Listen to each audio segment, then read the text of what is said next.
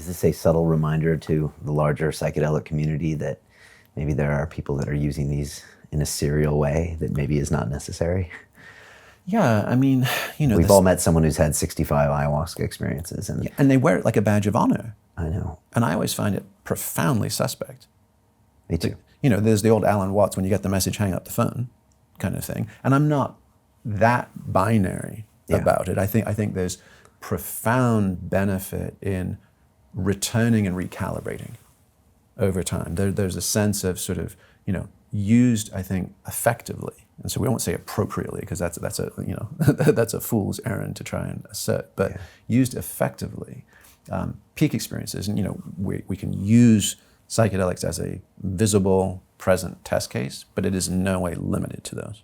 Any comparably potent psychotechnologies can be used as, in a sort of three-part way, sort of as metronome, tuning fork, and training wheels.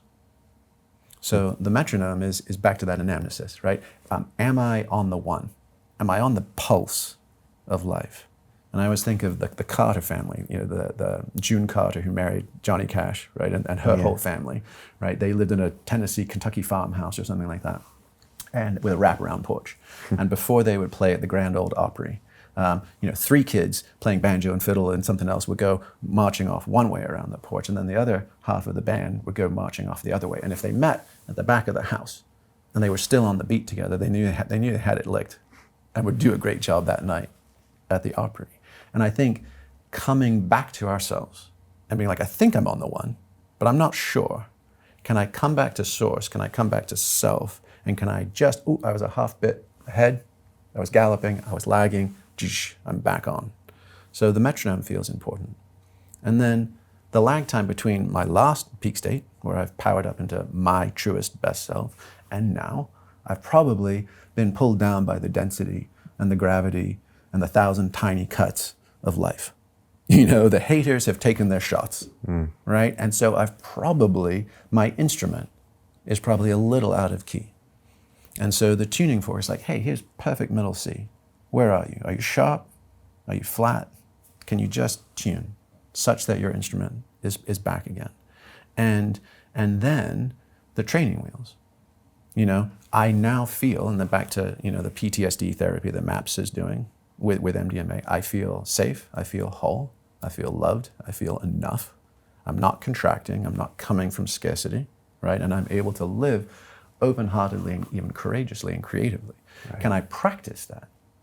And can I actually feel like what it's like to come from a supersaturated state?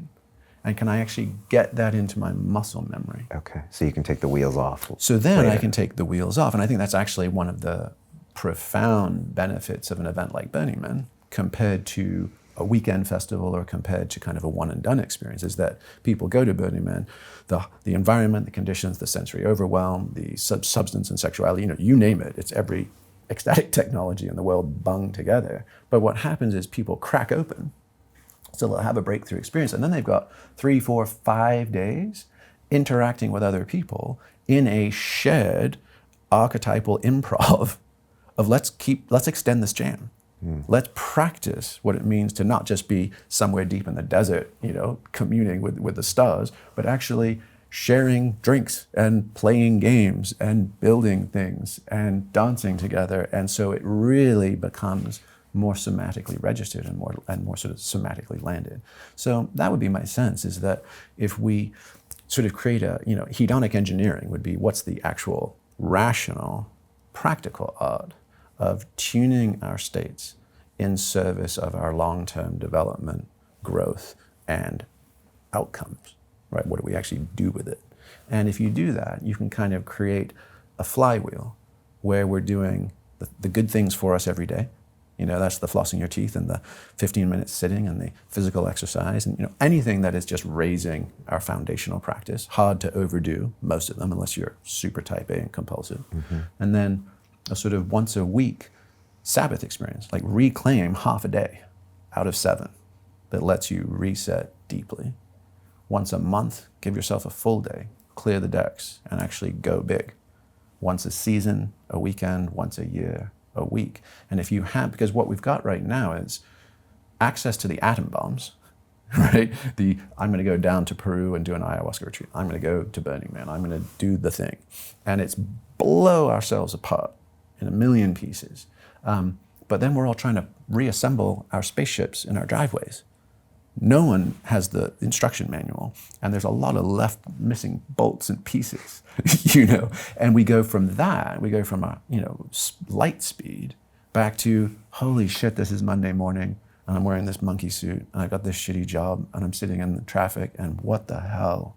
And we don't have any of the middle of coming back to the metronome, the tuning fork, and the training wheels. And I feel like the micro and the meso sacrament is the piece that we're missing culturally right now. The macro, the atom bomb, we've got access to it. But it's the interstitial stuff that's really key to helping us integrate and actually make the most of these things.